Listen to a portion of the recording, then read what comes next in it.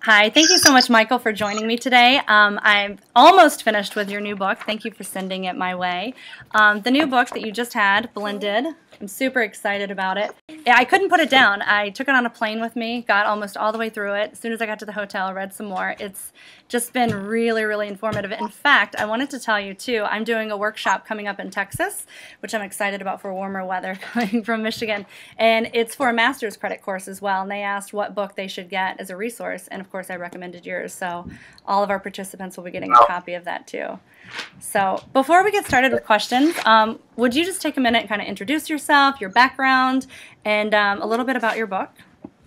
Yeah, absolutely. So my background was, prior to education, was in public policy. I worked for David Gergen for a few years as his research assistant. After grappling with public policy and writing for a number of years, went to business school to reset a little bit and trying to figure out what I want to do. And while there, I took Clayton Christensen's class, who's the father of basically a huge body of theory around innovation and how to make it really practical and predictable. And while there, he had this opportunity to co-author a book with him on public education, applying these frameworks there. And I jumped at the opportunity. And so we wrote what became Disrupting Class in 2008. And then co-founded the Clayton Christensen Institute, where I now am the executive director of the education practice. We're a nonprofit think tank doing ongoing research using this body of work of innovation theory to really guide educators on the ground to make great changes to improve student learning, but also to influence policy to open up more pathways for innovation. To help every single student succeed and really move away from the factory model school system that we've had in place. And so in your book, you actually talk a lot about that, especially in the introduction. And what would you say, I mean, I obviously am a proponent of blended learning and the model, but what would you say to schools who are more of maybe even like a charter school or an independent school or a very high socioeconomic school who says this is a great model, blended learning is, for those lower socioeconomic, for those with not a lot of resources, so it kind of makes sense. But whereas we have creative freedom, we have tons of resources, we have really highly qualified teachers, we don't necessarily need this blended learning. Like, what would you say to that? Because I know you've got the research to back it up as well, so.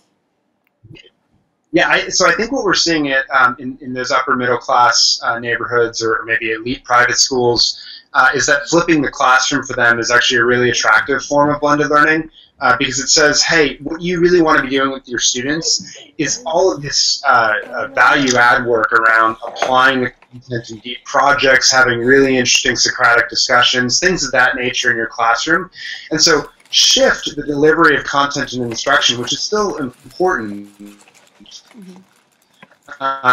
online, and it's a great way to get into this and really move forward in really engaging ways in your classroom. The second thing I would say is even in those environments in schools, while they do pretty well, you know, and had a good experience in the neighborhood where I grew up, the teachers are still forced to somewhat teach to the middle of that class.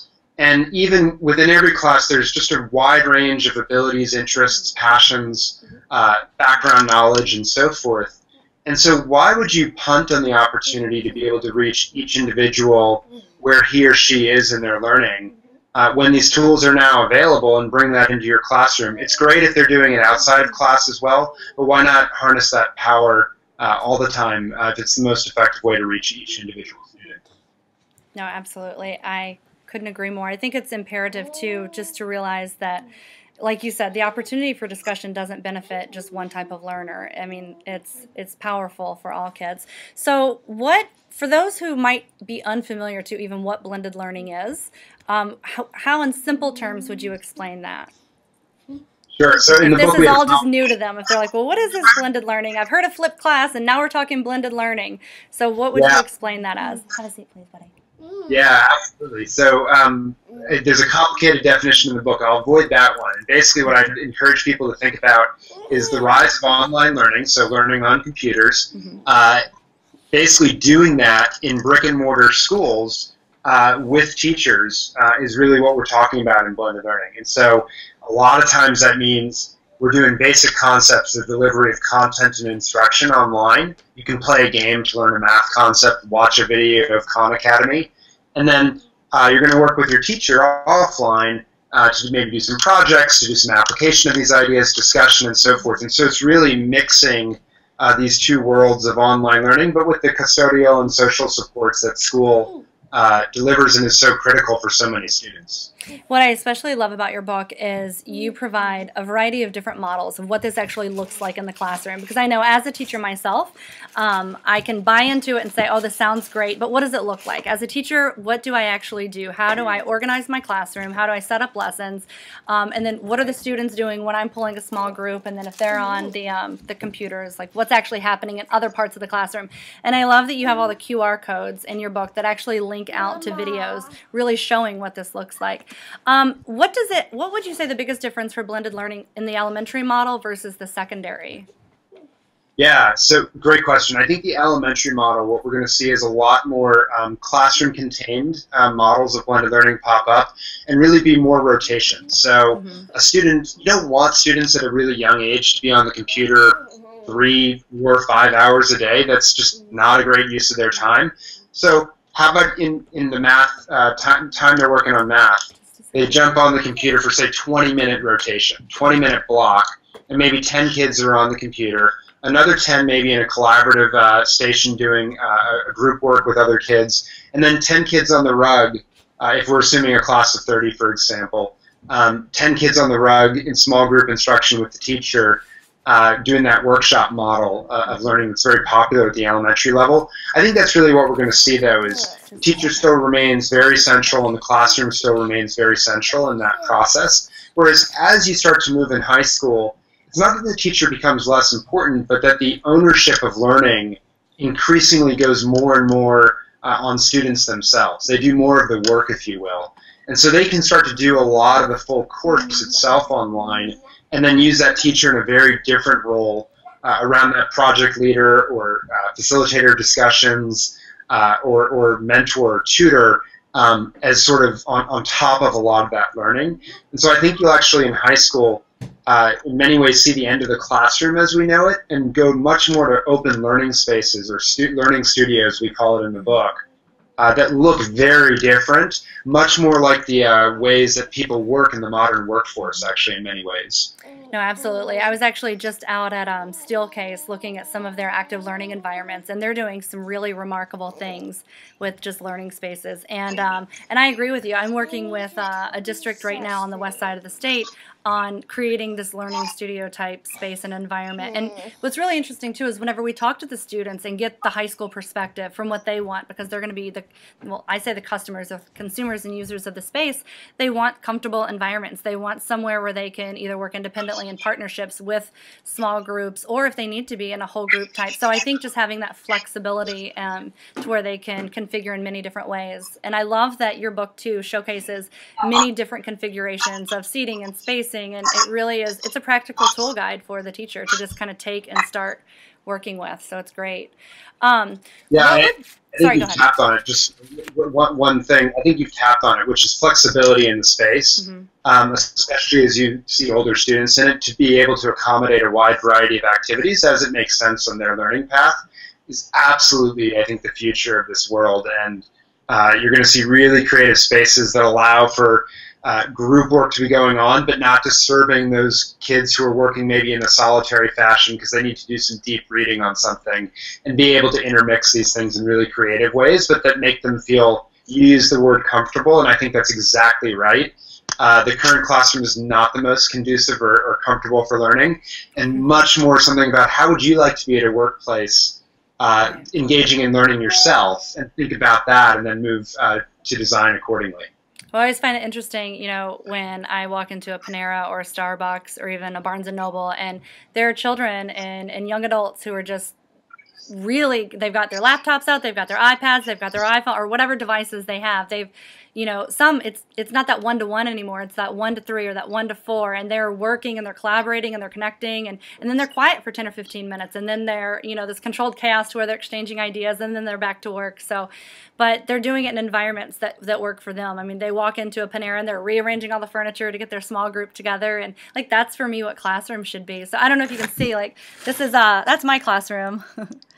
Oh, I mean, that's perfect, right? So, you start to see this creative use of furniture, space, and to allow for different groupings, and like you said, that flexibility to be able to say, okay, 4-to-1, what are we doing here? Bounce off each other ideas. Oh, I struggled with that last week. This is how, let me teach it to you, right? Student as teacher, I think is a really important part of this future too. And then to be able to jump back into that solitary time where I'm heads down, need to focus, because we know that's a critical part of learning too. And so being able to switch between those different modalities, I think, is so important in the future. No, absolutely. And something you touched on a minute ago too, and I'm sitting there in my head saying, like, yes, like I'm fortunate enough that I have a very small class size, but so many people that I work with, they are so disheartened because their class sizes, they're like, I had 24 and that was a lot. Now I have 26, and now they're talking about 28, and I just got 2 more students. And as class sizes still increase, you wonder, how can you personalize personalize instruction for kids? And I think that this is a really great model, because even though at the elementary level, when you talked about the rotations where you have even like 10, 10, and 10, and then it's a 1-to-10 ratio, and you don't get even independent schools with a 1-to-10 ratio hardly anymore. So I think that that's fantastic. Where are you going to be speaking at next? Like, where can people hear more about you, hear more about the book? Yeah, sure. So my co-author, Heather Staker, and I are both doing a lot of travel around the country over the next several months. I'm excited. I'll be at the National Association of Independent Schools, actually talking to them about this topic toward the end of February, as well as their corresponding meeting, the National Business Officers meeting. I'll be at a number of K-12 settings. I'm going to Ohio next week in January, so your rival neighbor, I guess, in Michigan. Hope you all excuse that. But in Columbus, to talk to schools there that are starting to do a blended learning network in the districts. So we have a number of events coming up around the country that I'm pretty excited about, and hoping just really to engage educators in these conversations, and then help them have the tools to design these environments themselves, regardless of whether Michael Horn swoops in or not. I think everyone ought to be able to do this. And the creativity, I think, in the teaching force is consistently underestimated in the national dialogue. And so if we can really empower educators to make these changes, I think that's going to be a huge driving force through all this. So what do you say to the schools or to the teacher who says, I don't have a lot of devices? Like, this is a technology initiative. What do I do about that? Yeah, so I think there's 2 things. One, I think, and you said this as well just a moment ago, when you're looking at the Barnes & Noble or Panera, and you see 4 students to 1 computer, this doesn't always have to be a 1-to-1 initiative.